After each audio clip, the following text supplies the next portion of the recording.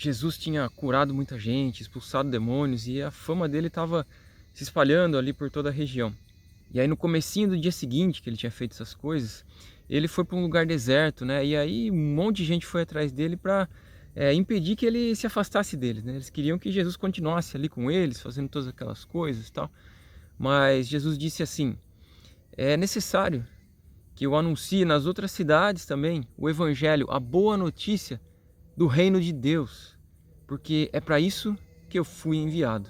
Ele tinha clareza daquilo que o Pai o enviou para fazer, e é muito importante perceber isso, né, para ver o que a gente vai encontrar nele, para a gente seguir Jesus nesses mesmos passos. Se esse é o anúncio dele, essa é a boa notícia que ele veio trazer, essa que deve ser a nossa boa notícia para a gente viver e anunciar também. E aí você percebe assim, né? Por exemplo, as curas que ele fez, elas apontam para essa maneira de Deus governar, apontam para o reino de Deus, mas elas não são sinônimo, não é? O reino de Deus é muito mais do que isso, não é só isso que ele tem. Assim como a graciosidade de Deus é uma parte disso, mas não é só isso, não é essa só a boa notícia, não é limitada a isso. Então Jesus ele vem trazer o anúncio do governo de Deus. Isso inclui, por exemplo, o arrependimento, né? Lembra que ele fala, ó, desde o começo lá, o tempo está cumprido, o reino de Deus está perto. Mude sua mentalidade, mude seu modo de pensar, de ver as coisas e confie na boa notícia.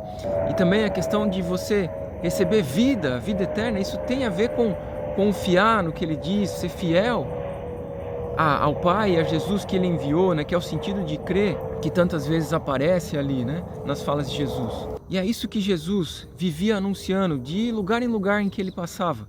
E é por isso que é importante a gente ter clareza a respeito de qual é realmente a boa notícia que ele veio trazer. E uma vez que ele vem viver e anunciar o reino de Deus, o modo de Deus governar as coisas, é nisso que ele está focado. Então ele não vem para se amoldar ao que esperam ver nele. Então, por exemplo, nessa situação aqui, que ele estava curando um monte de gente, expulsando demônio e tal, muitos queriam estar perto dele, queriam até impedir que ele se afastasse.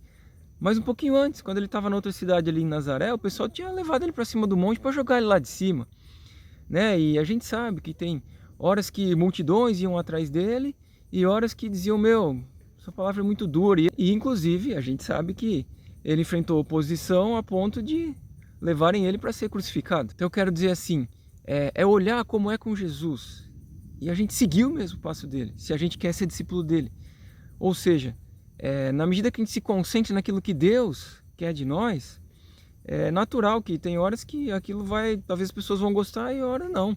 Mas isso não define aquilo que a gente vai fazer, que Deus nos governe.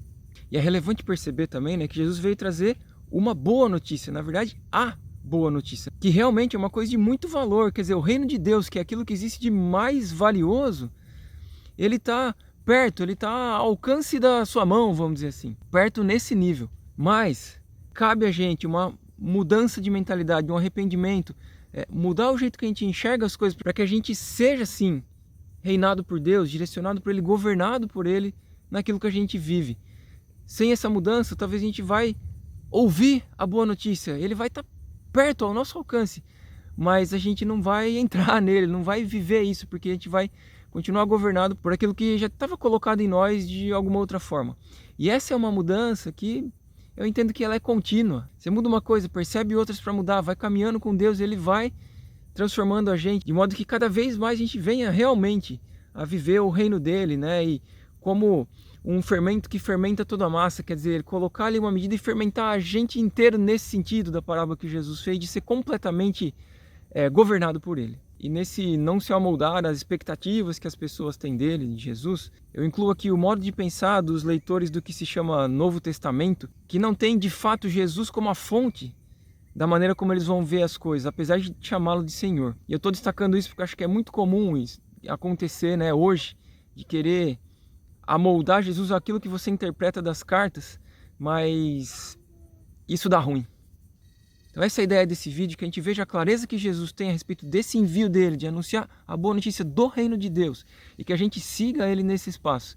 Isso é o que ele ensinou a buscar, em primeiro lugar, ser reinado por Deus e viver o que ele considera justo. E então, que venha a nós o reino de Deus.